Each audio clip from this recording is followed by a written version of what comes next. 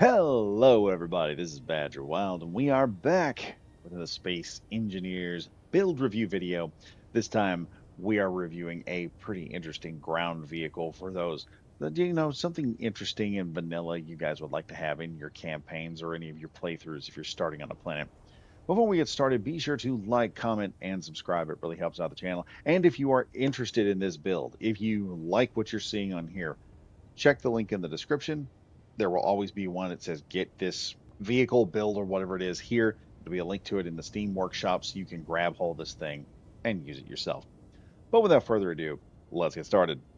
So, as we are coming in here, we are now going to be looking at the Yurei Safari RS. It's a small off-road vehicle for scouting or racing. PCU is 2,378. Blocks are 273, mass 17 tons. And also some cargo capacity, 5 small cargo containers, 2 cockpits, 4 connectors, hydrogen capacity. As an H2 engine, 2 hydrogen tanks, DLCs, yes, no mods, no subgrids. So this thing is really friendly for beginner players in Space Engineers. Vehicle includes automatic parking, recharge and refill, automatic power restore with H2 engine, parking or driving, cameras front and back, beacon antenna or detector, gyroscope for rolling back on wheels, lights, driving, and works. DLCs required heavy industry DLCs, wasteland DLCs, automations DLCs, and sparks of the future. Made by Tim Tisk. Believe that's how that is named. If I have butchered your name, I am very sorry. Already liked this. So let's go ahead and take a look here at what you get. So what you get here is this big, beefy warthog looking thing that looks like the civilian version of, well, a Halo Warthog. Looking at it, you can see a lot of design choices here. Just give it all that good little look.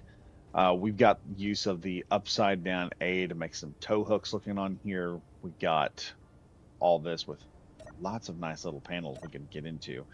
Our exhausts in the back, mud flaps, very nice, very nice. We've got our step side up here. Interesting part is this grill, which is utilizing the tubes in Space Engineers and just painting them solid black, so they look like a darkened steel or something to that effect. We have our ore detector in the front, also looking like a winch, which is just a great design choice right there. And if we go up here, we can see that this supercharger coming out the front is actually the hydrogen engine. We also have our camera, another one of these little panels. You can open them back and forth.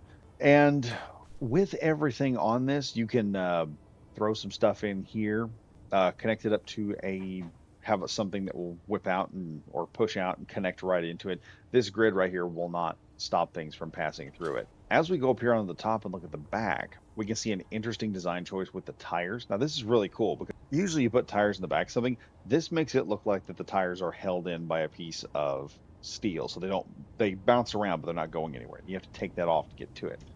We also have what appears to be another hatch connecting in. What is that? That's another small cargo container, so that's probably something to put some stuff in. We got our lights, we got everything else.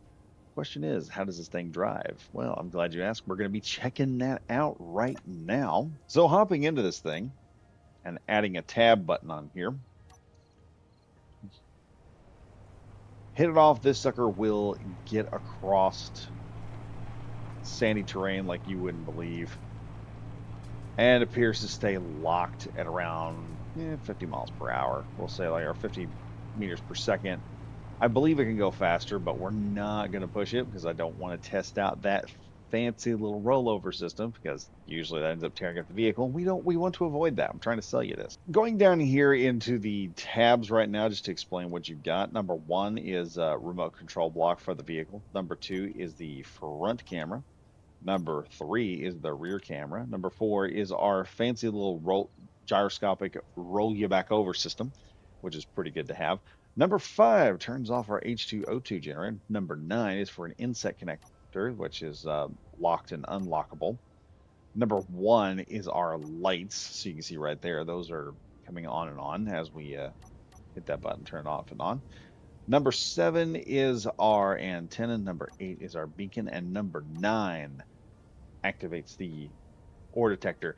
So you have right here in this vehicle a compact scout vehicle that you can just hook the grid or the blueprint up to a printer, just print one right off, repaint it in your faction's own skins, And there you go. You have this awesome little car that can be taken out, driven around, do all sorts of stuff with, and get you back in time before dinner.